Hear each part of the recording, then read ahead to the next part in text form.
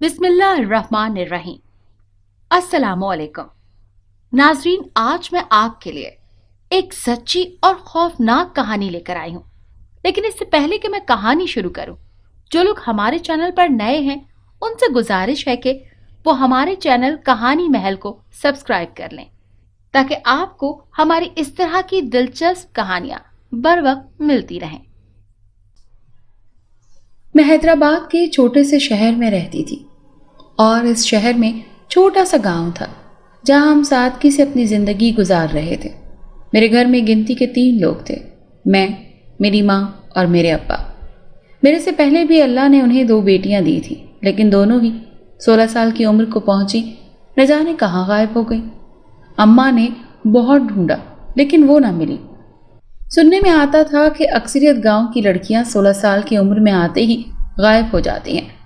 इस गांव में सुनने और देखने के लिए काफ़ी हैरान कुन बात है कि कैसे 16 साल की लड़कियां कहाँ जा सकती हैं। यकीनन कोई बद्दुआ होगी इस गांव को, या कोई बुरा साया, या इससे भी बुरा कुछ।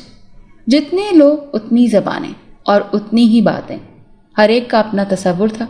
मैं जब अक्लो शऊर रखने लगी तो ऐसी कई बातें अपने इर्द गिर्द महसूस की। मेरी अम्मा से पूछने पर अम्मा मुझे भी खामोश करवा देती, और जब मैं ये कहती कि क्या मैं भी 16 साल की उम्र में कहीं चली जाऊंगी, तो अम्मा परेशानी से मुझे देखती और फिर मुझे अपनी आगोश में लेकर भराई हुई आवाज़ में कहती, मैं सबसे लड़ जाऊंगी, लेकिन मैं अब तुझे, इस गांव की किसी भी लड़की को कुछ नहीं होने दूंगी। हम गरीब घराने से ताल्लुक़ रखते थे, इतने पैसे नहीं थे कि हमारे पास कि हम हिजरत करके इस गांव को छोड़ दें। इस गांव में अजीब किस्म की वहशत थी। शाम का सूरज ढल जाने पर हर तरफ ऐसा खौफ था कि एक पल को सुनसान गलियां देखकर गुमान होता था कि यहाँ कोई बसता भी है या नहीं। किसी की सांस की आहट भी नहीं होती थी। चिड़िया, जानवर सब अपने अपने घोंसलों में छुप जाते थे, उनकी भी आवाज़ नहीं आती थी। ऐसी खामोशी मुझे हमेशा खौफजदा कर देती थी और कई सवाल मेरे दिमाग में जन्म लेते थे।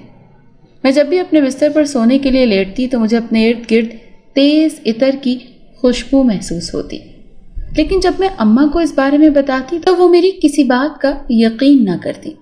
मुझे अक्सर महसूस होता है कि कोई मेरे करीब है। मुझे तजस्सुस रहता था कि ऐसा क्या है इस गांव में जो इतना खौफ है। कुछ तो अलग था। यहाँ मैं भी रोज़ रात को इस खुशबू को अपने इर्द गिर्द महसूस करते डर जाती। मैं अब गुमसुम सी रहने लगी थी।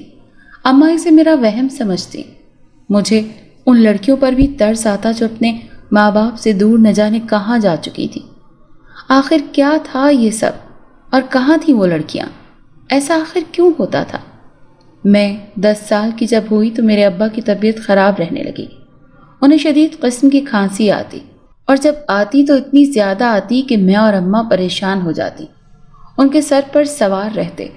खांसी ऐसी शदीद कि ऐसा लगता था कि अब खांसी के साथ अंदर का निज़ाम बाहर आ जाएगा। आंखों से पानी बहने लगता और चेहरे का रंग सुर्ख हो जाता। कभी कभी ऐसा गुमान होता जैसे अब्बा को कोई शदीद जकड़न महसूस हो रही हो। वो दोनों हाथों से अपनी गर्दन थाम लेते। इस सूरत हाल में अब्बा की टांगें कांपने लग जाती, और यही हाल बाजुओं का होता, लेकिन वो बाजू या हाथ अपने मुंह को ना लेकर जाते।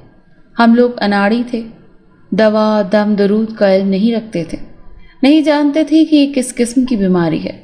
हमारे गांव में एक ही हकीम था जिससे सब इलाज करवाते थे। उसकी दवाई से आराम भी हो जाता।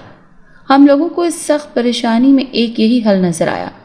अम्मा ने हकीम को घर ही बुला लिया, क्योंकि अब्बा तो चलने वाली हालत में नहीं थे। हकीम जब आया तो वो मुआयना करने लगा। वो काफ़ी बुजुर्ग हो चुका था। वो काफ़ी देर अब्बा के हाथ नफ्स पर रखे मुआयना करते रहे, लेकिन उन्हें भी शायद समझ नहीं आ रहा था कि असल मसला क्या है। हकीम साहब खुद भी हैरान थे। तभी अम्मा ने अब्बा के बारे में उनसे पूछा, ऐसा क्या हुआ है अब्बा के साथ जो इतनी खांसी आती है, क्या बीमारी है? तो उस हकीम ने कहा कि उसे तो समझ नहीं आ रहा, बेहतर यही है कि दम करवाया जाए, शायद इससे तबीयत सुधर जाए। अब हमें क्या इल्म कि किससे दम करवाएं जाकर। हकीम ने कहा, गांव के बाहर जो सरहद की है ना हदबंदी, वहाँ एक दरवेश इंसान रहता है, उसके पास ले जाया जाए। वो दम करेगा तो यकीनन उसके दम से शिफा मिलेगी। ابھی ہم بات کر ہی رہے تھے جب مجھے وہی خوشبو اپنے بہت قریب محسوس ہوئی۔ میں خوفزدہ سی ہوتی ہوئی اماں کے پاس جا کھڑی ہوئی۔ حکیم کی بات مانتے ہوئے میں نے اور اماں نے سوچا کہ اس جگہ جایا جائے اور ابا کو دم کروایا جائے۔ اماں نے ابا کو اٹھانا چاہا کہ وہ اٹھ کر ہمارے ساتھ چلیں، تو ابا سے اٹھا ہی نہ گیا، جیسے سارا جسم مفلوج ہو گیا ہو۔ لیکن ایسا ہوا نہیں تھا۔ ابا کا جسم مفلوج نہیں ہوا تھا، بلکہ ایسے تھا جیسے کسی نے باندھ دیا ہو۔ جس چارپائی پر ابا کو لٹایا تھا اس کے ساتھ ابا دیکھنے میں یوں لگ رہے تھے جیسے چپکے ہوئے ہیں اور نہ نظر آنے والی رسیوں سے باندھا گیا ہے انہیں۔ ہم دونوں پریشان ہو گئے تھے۔ اب میں 16 سال کی ہو چکی تھی، لیکن اپنے ابا کی حالت پر میں بھی پریشان ہو رہی تھی۔ میری اماں کو سمجھ نہیں آ رہا تھا کہ کیا کرے۔ تبھی حکیم سے دوبارہ رابطہ کیا اور ساری صورتحال بتائی۔ حکیم نے کہا کہ ایسا کرنا بھی صحیح ہے۔ اگر گھر میں سے میں یا اماں چلی جائیں اور سارا معاملہ درویش کو بتا دیں تو وہ ابا کو تصور میں رکھ کر بھی دم کرے تو کام ہو جائے گا۔ اماں نے مجھے کہا کہ میں ابا کے پاس رہوں اور وہ خود جا کر درویش سے دم کروا لاتی ہیں۔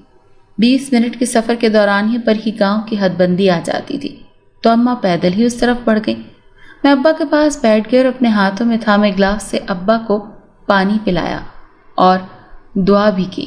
میں ابھی ورد کر ہی رہی تھی کہ مجھے احساس ہوا ایسا جیسے میرے کانوں کو بند کیا گیا ہے۔ کوئی ایک آواز بھی ارد گرد سے محسوس نہیں ہو رہی تھی۔ میں نے اپنے کانوں میں انگلیاں ڈالی کہ دیکھوں آخر کیا ہے میرے کانوں میں جو مجھے سائیں سائیں ہو رہا ہے کان میں۔ میں اپنے آپ میں ہی مگن تھی۔ مجھے یاد ہی نہیں رہا کہ ابا کو بھی دیکھ لوں۔ ابا کی حالت تشویشناک تھی۔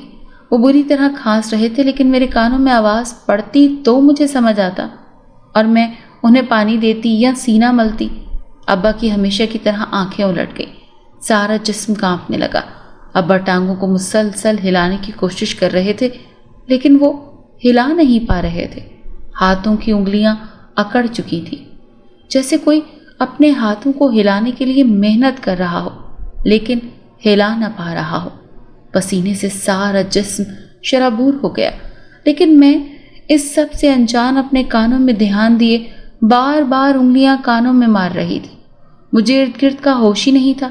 ایسے لگ رہا تھا جیسے مجھے بھی مصروف رکھا گیا ہو، ورنہ ایسی صورت میں بھی چیختی یا بولتی کہ مجھے سنائی دے رہا ہے، لیکن ایسا نہیں تھا۔ میرے ابا تڑپ رہے تھے، ان کے گلے کی نسیں دب رہی تھی اور مجھے ہوش نہیں تھا۔ تقریباً آدھا گھنٹہ ابا اسی صورت میں مبتلا رہے اور پھر جب شدت میں اضافہ ہوا تو سانس اصل میں ساکن ہو گئی۔ وہ جو کچھ پل سانسیں تڑپ تڑپ کر لے رہے تھے وہ بھی بند ہو گئیں۔ جب ابا کی جان نکل گئی تو پورا جسم ڈھیلا پڑ گیا اور بے دم ہو گیا۔ میرے ابا کی جب سانس ان کے جسم سے جدا ہوئی تو عین اسی وقت میرے کانوں میں آواز دوبارہ سنائی دینے لگی۔ میں جو مگن تھی اپنے کانوں میں انگلیاں دینے میں کہ کسی طرح آواز آ جائے، تو آواز سنائی دینے پر میری حالت ایسی تھی جیسے ابھی میرے کانوں سے آواز گئی ہی نہیں تھی۔ مجھے یاد بھی نہیں رہا کہ میں اپنے کانوں کے ساتھ ابھی کچھ کر رہی تھی کہ نہیں۔ ہوا ساکن تھی، سب کچھ ویسا کا ویسا تھا۔ میں نے اپنے ہاتھ کی طرف دیکھا تو میری خوف سے چیخ نکل گئی۔ گڑیا کے چہرے سے کالا مادہ نکل رہا تھا۔ گڑیا کافی بڑے سائز کی تھی اور اس کا سفید رنگ تھا۔ اس کے سفید رنگ کے خوبصورت چہرے سے کالا مادہ نکل رہا تھا۔ میں نے دور زمین پر اسے پھینک دیا۔ مجھے گڑیا سے اتنا خوف پہلے کبھی محسوس نہیں ہوا جتنا اس وقت ہو رہا تھا۔ میں نے خوف سے اسے دور پڑے دیکھا، پھر سوچا کہ ابا کو بتاتی ہوں کہ گڑیا کو دیکھیں کیا ہوا ہے۔ میں ابا کی چارپائی کی طرف گئی جو چند قدم دور تھی۔ میں نے ابا کو دیکھا تو عجیب لگا۔ میرے ابا کی آنکھیں کھلی تھی اور انگلیاں ٹیڑھی اور جامد۔ مجھے سمجھ نہیں آ رہی تھی کہ یہ سب کیا ہوا۔ میں نے ابا کا بازو ہلایا، انہیں پکارا، مگر میرے ابا نے کوئی جواب نہیں دیا۔ میرے ابا اس صورتحال میں مجھے دیکھتے ضرور تھے، بے شک وہ بول نہ پاتے یا ہلکی کھانسی سے بول بھی پڑتے تھے، لیکن ابھی ابا ساکت تھے، نہ بات کر رہے تھے نہ دیکھ رہے تھے۔ میں نے دوبارہ ابا کا بازو ہلایا، لیکن ابا نہ اٹھے۔ میں مزید ڈر گئی۔ مجھے خوف آنے لگ گیا کہ کہیں میرے ابا کو کچھ ہو تو نہیں گیا۔ میں گھر کے دروازے کی طرف بھاگی اور باہر نکل کر ساتھ والے گھر کا دروازہ کھٹکھٹایا اور انہیں اپنے ابا کی حالت کا بتایا، جن میں چاچی کہتی تھی میری بات پر پریشان ہو کر میرے ساتھ میرے گھر آئے اور ابا کو ہلانے لگے، اس کے نام سے اس کو بلانے لگے، لیکن ابا نہ اٹھا۔ انہوں نے میرے ابا کی نبض چیک کی تو انہیں نبض رکی ہوئی محسوس ہوئی۔ انہوں نے مجھے سینے سے لگا لیا۔ مجھے سمجھ نہیں آیا کہ مجھے سینے سے کیوں لگایا جا رہا ہے۔ مجھے اس وقت اپنی اماں کی فکر بھی ہونے لگی اور شدت سے ان کی غیر موجودگی کا احساس ہوا۔ میرا دل یہی دعا کر رہا تھا کہ میری اماں آئے اور یہ سب دیکھے کہ کیا ہو رہا ہے۔ میں ابھی چاچا کے سینے سے لگی ہوئی تھی کہ دھڑام سے دروازہ کھلا۔ ہم دونوں چونک کر ادھر دیکھنے لگے۔ میری اماں تھی، وہ جس حالت میں گئی تھی اسی حالت میں واپس نہیں آئی تھی۔ ان کی حالت ایسے لگ رہا تھا جیسے کہیں گری ہو یا کسی سڑک حادثے کا شکار ہوئی ہو۔ ہونٹ اور ماتھے سے خون نکل رہا تھا، قمیص کا دامن پھٹا ہوا تھا، کالی پھولوں والی چادر مٹی سے اٹی پڑی تھی، پاؤں بھی مٹی سے میلے لگ رہے تھے۔ میں بھاگتے ہوئے اماں کے پاس گئی تو اماں نے مجھے اپنی آغوش میں لے لیا اور رونے لگی۔ میں اماں کو روتا دیکھ کر رونے لگی۔ مجھے نہیں علم تھا کہ اماں کیوں رو رہی ہیں، مجھے بس اماں کو دیکھ دیکھ کر رونا آ رہا تھا۔ میں نے اماں کو کاندھے سے ہلایا اور ان کی توجہ ابا کی طرف کی کہ دیکھیں کیا ہوا ہے ابا کو۔ اماں میری معصومیت پر مزید رونے لگی، مجھے دوبارہ سینے سے لگایا اور روتے روتے کہنے لگی، تیری جان کے عوض تیرے ابا کی قربانی دے کر آئی ہوں، تیری سانسوں کے بدلے تیرے ابا کی سانس لیے گئے ہیں۔ مجھے سمجھ نہ آیا کہ اماں کیا کہہ رہی ہیں۔ اتنی بڑی بڑی باتیں مجھے کہاں سمجھ آنی تھی۔ میں نے ناسمجھی سے اماں کو دیکھا تو اماں نے کہا کہ اب تیرے ابا نہیں رہے اس دنیا میں، وہ اللہ کے پاس چلے گئے ہیں۔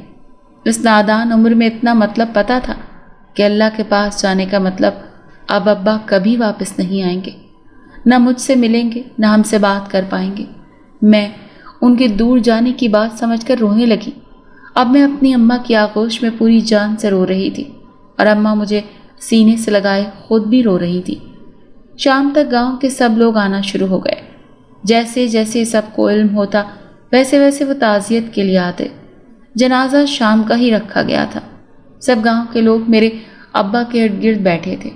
گاؤں کی عورتیں اماں کو دلاسا دے رہی تھیں اور میری اماں کی نظر اپنے گھر میں آنے والے ان سب لڑکیوں پر تھی جو اپنی اپنی ماؤں کے ساتھ یا اپنا ابا کے ساتھ آئی تھیں۔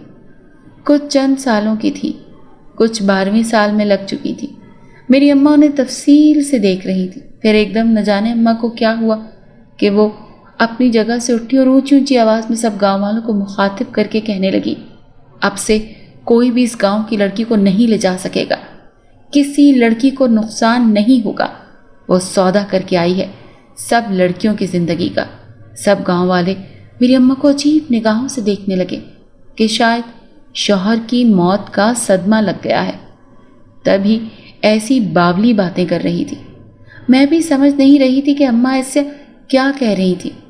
میری اماں نے مجھے کھڑا کیا اور کہنے لگی کہ اگر میری باتوں کو یقین نہیں آتا تو میری بیٹی کو دیکھ لیں، یہ بھی 16 سال کی ہو گئی ہے۔ اگر 16 کے آخری دن اسے کوئی لے جا سکے تو گاؤں کے چوک پر اسے سنسار کر دیا جائے۔ سب ہی حیران اور پریشان ہو گئے، نظروں سے اماں کو دیکھ رہے تھے جو اپنے شوہر کی میت کے بعد کیسی بہکی بہکی سی باتیں کر رہی تھی۔ کئی سال ہو گئے تھے گاؤں میں اس ریت کو آج تک کوئی نہیں ختم کر پایا تھا، تو یہ اب اٹھ کر بول رہی ہے کہ کوئی لڑکی آگے سے کوئی جن زاد نہیں لے جائے گا، اور کیا گارنٹی ہے اس بات کی؟ سب کے درمیان چہمگوئیاں شروع ہو گئیں۔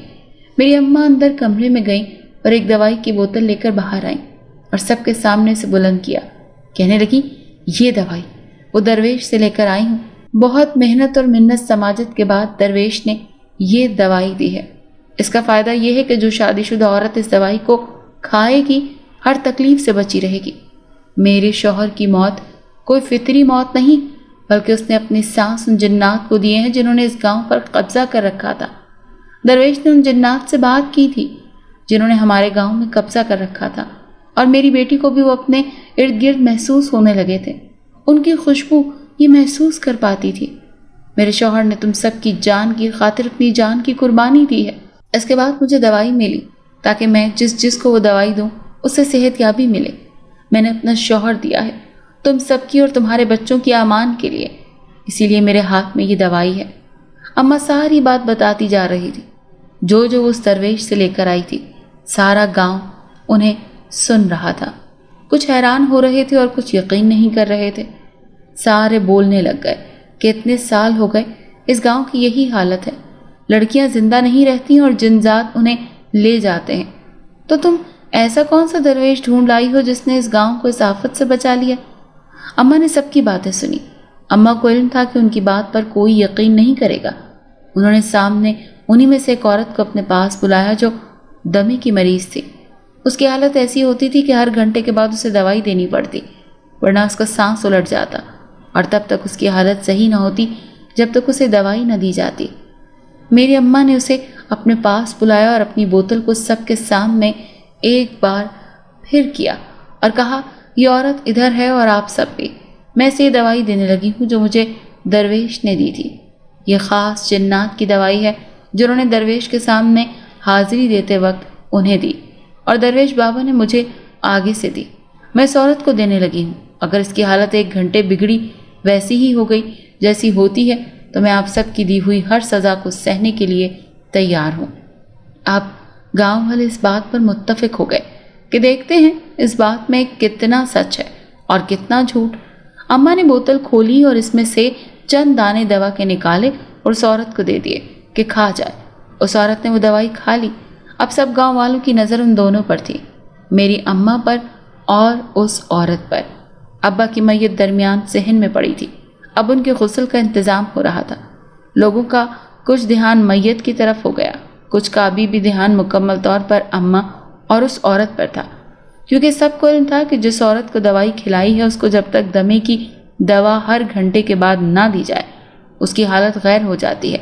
بس اسی لیے سب کو اشتیاق تھا کہ اس بات میں کتنی حقیقت ہے۔ میرے ابا کو غسل دے دیا گیا، ان کے کفن کا انتظام کیا گیا، اچھے سے غسل دے کر صحن میں آخری دیدار کے لیے لایا گیا۔ اس سب میں 1 گھنٹے سے اوپر کا وقت لگ گیا۔ لوگوں نے اس عورت پر نظریں ٹکا لی جو بالکل تندرست بیٹھی تھی، جس کی نہ سانس الٹ رہی تھی اور نہ ہی اسے دوائی کی طلب ہو رہی تھی۔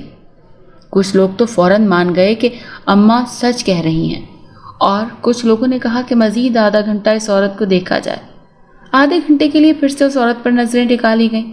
آدھا گھنٹہ گزرا تو وہ عورت اسی طرح خوش باش بیٹھی تھی۔ سب نے حیرانی سے، بے یقینی سے میری اماں کو دیکھا۔ میری اماں نے پھر کہا کہ میں سچ کہہ رہی ہوں، اور اب بھی سچ ہی کہہ رہی تھی کہ اس دوائی میں اثر ہے، اب اس گاؤں کی کوئی عورت بیمار نہیں رہے گی۔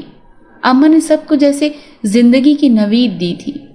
سب کے چہرے پر تشکر بھری مسکراہٹ تھی۔ کوئی اپنے بچوں کو چوم رہا تھا کہ اب ان پر سے یہ آفت ٹلی تو یقیناً اب ان کی اولادیں زندہ رہیں گی، مریں گی نہیں۔ وقت کا کام ہے گزر جانا، سو وہ گزرتا گیا۔ میرے ابا کو فوت ہوئے 8 سال گزر گئے۔ ان 8 سالوں میں کب میں نے جوانی کی دہلیز پر قدم رکھا علم ہی نہیں ہوا۔ میں اب چمکتے چہرے اور جسم کی مالک حسین لڑکی تھی۔ میں ان سالوں میں دیکھا تھا کہ میری اماں کو وہ دوائی جو میرے ابا کی وفات کے وقت ملی تھی وہ اب بھی موجود تھی۔ یہ کہنا بالکل ٹھیک ہے کہ دوائی ختم ہی نہیں ہوئی تھی، اسے جیسے اس میں سے دوا استعمال کی ہی نہیں جاتی۔ جتنی لائی تھی اماں اتنی کی اتنی تھی۔ میں نے یہ بھی دیکھا کہ میری اماں کنواری لڑکیوں کو ایک دانہ بھی دوائی کا نہ دیتی، شادی شدہ عورت کو دے دیتی اور سختی سے منع کرتی کہ ایک دانہ بھی کنواری لڑکی کے پیٹ میں نہ جائے۔ لوگ بھی اس بات پر سختی سے عمل کرتے۔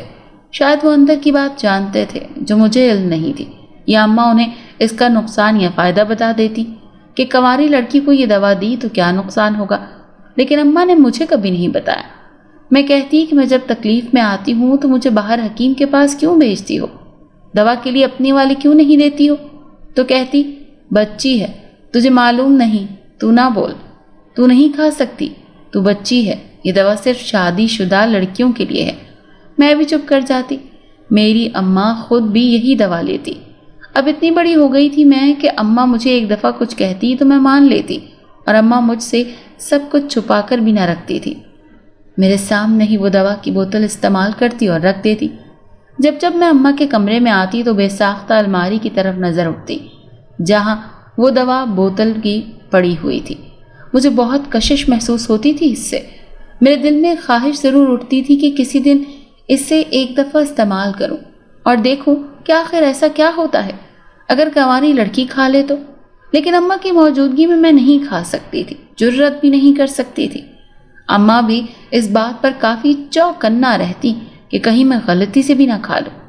ایک دن ایسا ہوا کہ اماں گاؤں کے کسی گھر میں کسی عورت کے پاس چلی گئی۔ میں گھر میں اکیلی تھی۔ میرے اچانک سے پہنچنے پر نہ جانے کیوں میرے پیٹ میں درد ہونے لگا، بے انتہا درد، جیسے سخت بل پڑ رہے ہوں۔ میں درد سے دوہری ہو رہی تھی۔ میں اماں کے کمرے میں آئی تو میری نظر سیدھا سامنے الماری میں موجود اس دوائی کی بوتل پر پڑی۔ میں نے دوائی کو دیکھا، دل کیا کہ کھا لوں، درد جو اتنا تھا، تکلیف کیے تو یہ کیا فرق پڑے گا اگر میں بھی کھا لوں۔ دماغ کہہ رہا تھا کہ اماں نے سختی سے منع کیا ہے، کنواری لڑکیاں تو بالکل نہ کھائیں، اور مجھے بھی اماں وقفے وقفے سے منع کرتی رہتی ہے کہ میں بالکل نہ کھاؤں۔ ان سب سوچوں میں گھری تھی میں، اور میرے پیٹ میں بھی شدید درد تھا۔ میں نے کیا کہ اپنی سوچوں کو دور جھٹکا اور الماری کی طرف بڑھی۔ الماری کا دروازہ کھولا اور اس میں سے بوتل نکال لی۔ میں نے جلدی سے بوتل کا ڈھکن کھولا اور کمرے کے دروازے کی طرف دیکھا۔ یہ بھی ڈر تھا کہ کہیں اماں نہ آ جائیں۔ میں نے جب دانے ہاتھ کی ہتھیلی میں نکالے تو مسئلہ یہ ہوا کہ مجھے یہ بھی علم نہیں تھا کہ اماں کتنی مقدار میں دوا سب کو دیتی تھی۔ میں پریشان ہو گئی۔ میں نے پھر دوا کو دیکھا، یہی ڈر کہ اماں آ جائیں گی تو پھر مسئلہ ہو جائے گا۔ میں نے چند دانے لیے اور منہ میں ڈال لیے، کچن میں گئی اور ساتھ ایک گلاس پانی کا پی لیا۔ بوتل کو اسی طرح سے واپس الماری کی جگہ پر رکھ دیا اور دروازہ بند کر دیا۔ میرے ماتھے پر پسینہ آ چکا تھا جو میرے نروس ہونے کا ثبوت تھا۔ مجھے حیرت بھی بڑی ہو رہی تھی کہ میرے پیٹ کے اندر جو درد تھا وہ رک چکا تھا، یعنی مجھے سکون مل گیا تھا۔ میں بہت خوش ہوئی کہ میں نے بھی آج وہ دوا کھا لی ہے جس سے مجھے منع کیا جاتا تھا، اور اس دوا کا کمال بھی نظر آیا کہ میرے درد بھی ختم ہو گئے۔ میں نے سوچ لیا تھا کہ اماں کو پتہ نہیں لگنے دوں گی کہ یہ دوا میں نے کھائی تھی، کیونکہ مجھے اماں نے یقیناً ڈانٹنا ہی تھا۔ اس بات کو 3-4 سال گزر گئے۔ اماں کو علم نہیں ہوا کہ میں نے کوئی دوا کھائی ہے، میں نے بتایا بھی نہیں۔ لیکن اس دوائی کھانے کے بعد میری حالت وہ نہیں رہی جو ایک نارمل انسان کی ہوتی ہے۔ مجھے اپنا وزن منو بھاری لگنے لگا۔ دوائی کھانے سے اگلے دن مجھے اس سے بھی زیادہ وزنی اپنا آپ لگا۔ میں یہ خاص تبدیلی محسوس کر رہی تھی، مگر اماں کو نہیں بتایا کہ وہ پوچھیں گی کہ میں نے ایسا کیا کھایا ہے جو حالت اتنی عجیب ہو رہی ہے، تو مجھے مجبوراً بتانا پڑے گا، اور اماں سے ڈانٹ بھی پڑے گی اور مار بھی پڑے گی۔ میں نے اماں کو نہیں بتایا، اور پھر 4 دن بعد سر بھی بھاری ہو گیا اور سر چکرانے لگ گیا، تو یہاں میری حالت بالکل چھپی ہوئی نہیں تھی۔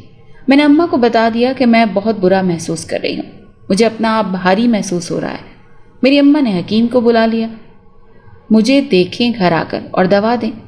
حکیم جب گھر آیا تو اس نے جو خبر دی، اس نے میرے اور اماں کے پیروں تلے سے زمین کھینچ لی۔ ناقابل یقین اور ناقابل برداشت، حکیم نے مجھے حاملہ ہونے کی خبر دی۔ میری حالت غیر ہو گئی، میرے اوسان قطع ہو گئے۔ ایسا کیسے ہو سکتا ہے؟ میری امی کی حالت مجھ سے بھی زیادہ پریشان کن تھی۔ وہ مجھے بے یقینی سے دیکھ رہی تھی کہ میں کیسے بنا شادی کے حاملہ ہو سکتی ہوں۔ انہیں لگا کہ میں نے ان کے اعتبار اور یقین کا خون کر دیا اور ان کی تربیت کو خراب کر دیا۔ میری اماں نے حکیم سے درخواست کی کہ یہ خبر باہر نہ جائے۔ وہ بھی ہماری حالت سمجھتے ہوئے خاموشی سے چلے گئے۔ حکیم صاحب کے جاتے ہی اماں نے مجھ سے تفتیش شروع کر دی کہ یہ کیسے ہوا، کون لڑکا تھا، فلاں فلاں فلاں سوال جو میں نے کبھی سوچے بھی نہ تھے۔ اماں کی پریشانی، ان کے رونے اور سوالات کی بوچھاڑ پر مجھے بتانا پڑا کہ میں نے تو بس وہ دوائی کھائی تھی۔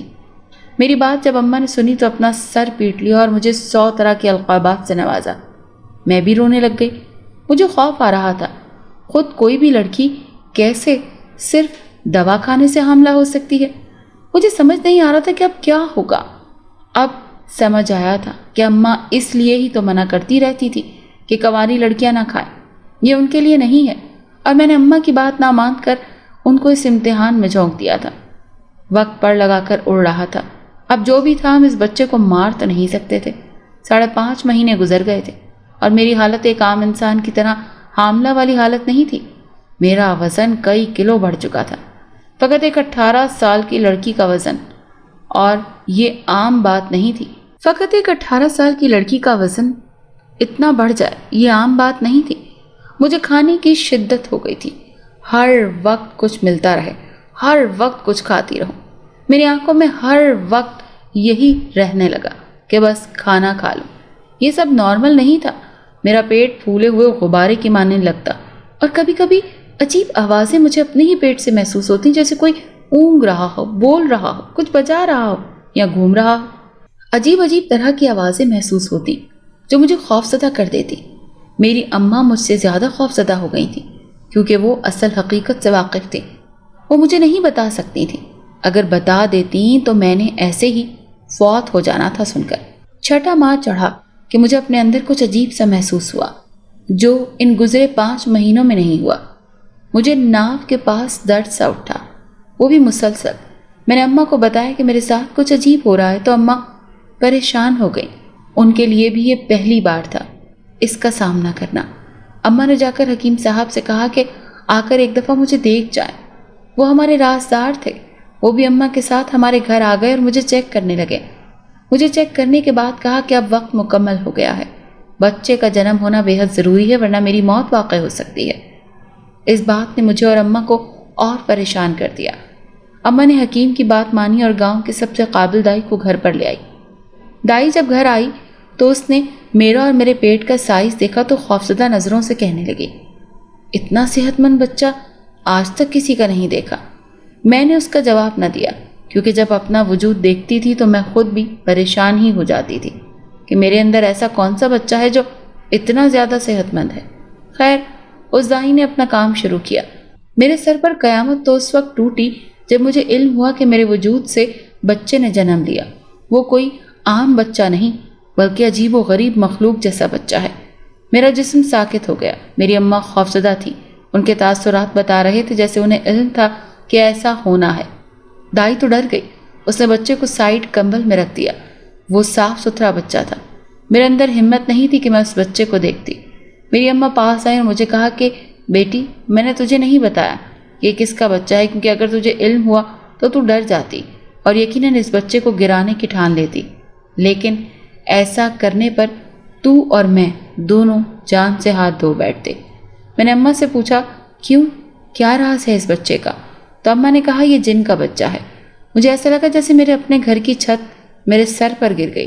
میرے کانوں کو یقین نہ آیا۔ میری اماں نے کیا کہا؟ میں نے بے یقینی سے اماں کو دیکھا۔ مجھے وہ پل سارے فلم کی طرح یاد ہیں جب میرے وجود میں یہ بچہ پل رہا تھا۔ میرا وجود اتنا بھاری ہو جاتا تھا، میرا وزن اتنا بڑھ گیا، مجھے ہمیشہ کھانے کی شدت سے چاہت رہتی، قنوت کی بے حساب رہتی۔ یہ سب نارمل نہیں تھا۔ نارمل ہوتا بھی کیسے جب میرے اندر پلنے والا بچہ انسان کا تھا ہی نہیں؟ میرا وجود جن کا سوچتے ہی کانپنے لگ گیا۔ میں نے اپنی اماں کا ہاتھ سختی سے پکڑ لیا اور انہیں بتایا کہ مجھے بے حد ڈر لگ رہا ہے۔ تو میری اماں نے مجھے سینے سے لگا لیا اور کہا کہ یہ جن کی امانت ہے، وہ جلد سے لے جائیں گے اور ہمارا کچھ نقصان بھی کر کے جائیں گے، کیونکہ ہم نے ان کی حد بندی توڑی ہے۔ مجھے سختی سے منع کیا گیا تھا کہ کنواری لڑکی نہ کھائے، لیکن میری اپنی ہی بچی نے کھا لی دوا۔ اب اس اصول کو توڑنے پر جن کے بچے نے ہمارے گھر جنم لیا۔ ابھی جس جن کا بچہ ہے وہ آ کر لے جائے گا اور ہمیں سزا کے طور پر کوئی نقصان بھی کر کے جائے گا۔ میں اماں کی بات سن کر اور پریشان ہو گئی۔ یعنی اب جنات ہمارے گھر آئیں گے اپنی امانت لینے؟ میرا جسم کانپنے لگ گیا۔ میں نے ایک نظر بھی اس کمبل پر لپٹے بچے پر نہیں ڈالی۔ اس کا سائز ہی اتنا بڑا تھا جیسے کوئی 1 سال کا بچہ ہو۔ اتنی وحشت تھی اس کے وجود میں، مجھے خوف آ رہا تھا۔ میرے اوزان خطا ہو چکے تھے، میرے حواس قائم نہ رہے اور میں بے ہوش ہو گئی۔ مجھے نہیں علم کہ پھر کیا ہوا، کیسے ہوا، میں کب تک سوئی رہی، کب تک میرے حواس کھل رہے تھے۔ جب میری آنکھ کھلی تو مجھے عجیب طرح کا شور محسوس ہوا۔ میرا سر بھاری تھا، حواس آہستہ آہستہ واپس آ رہے تھے۔ جب ہوش ٹھکانے آئے تو آنکھیں کھولیں، سامنے چھت پر پنکھا نظر آیا جو رکا ہوا تھا۔ ایک دم کمرے میں بجلی چمکی کہ میں گھبرا کر اٹھی تو مجھے علم ہوا کہ باہر تیز بارش ہو رہی ہے۔ میں نے سمجھی سے پہلے سب دیکھتی رہی۔ میں نے گردن گھمائی تو سامنے والی چارپائی پر وہی کمبل پایا جس میں اس بچے کو لپیٹا گیا تھا۔ اس کمبل کو دیکھتے ہی میرا دماغ بھگ سے اڑ گیا۔ سب کچھ یاد آ گیا، لیکن وہ بچہ نہیں تھا اس کمبل میں۔ میں جھٹکے سے اپنی جگہ سے اتری اور باہر کی طرف بھاگی، اپنی اماں کو تلاش کیا۔ میرے قدم کمرے کی دہلیز پر ہی رک گئے جب میں نے اماں کو صحن کی زمین پر بیٹھے پایا۔ وہ تیز بارش میں ہاتھ جوڑے بیٹھی تھی۔ جیسے کسی سے معافی مانگ رہی ہو۔ تبھی زوردار بجلی پھر چمکی کہ مجھے بڑے بڑے سے سائے اس بجلی میں محسوس ہوئے۔ میرا دل سکڑ کر کانپا۔ تب میں نے محسوس کیا کہ میرے گھر کے سامنے والی دیوار پر دراڑ آ رہی تھی۔ میں اس سے پہلے اماں کو چیخ کر بتاتی وہ دیوار ایک سیکنڈ میں راکھ بن گئی۔ بجلی ایک دفعہ پھر چمکی لیکن اب سائے موجود نہیں تھے۔ بارش میں کمی آ گئی تھی اور اماں سر زمین پر رکھ کر رونے لگ گئی تھی۔ میری طرف اماں نے پلٹ کر دیکھا تو اٹھ کر میری طرف آئیں اور سینے سے لگا لیا۔ میں نے ان سے یہ سب معاملے کا پوچھا تو پتہ چلا کہ میں 3 دن سے بے ہوش تھی اور اب وہ بچہ جن کی امانت تھا وہ اسے لینے آئے تھے۔ وہ سزا کے طور پر مجھے نقصان پہنچانا چاہتے تھے، لیکن درویش کی دی ہوئی پڑھائی کے صدقے وہ ہمارے گھر کی دیوار توڑ کر گئے تھے، اور یہ بات سن کر میرے دوبارہ حواس قائم نہیں رہے تھے۔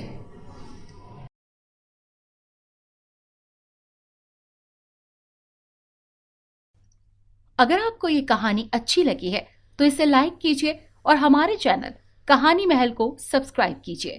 اور ہاں، اگر آپ کے کسی دوست، رشتہ دار یا بہن کے ساتھ خدا نخواستہ اس طرح کا کوئی بھی واقعہ پیش آیا ہے تو ہمیں کامنٹ سیکشن میں اس کے بارے میں ضرور بتائیے۔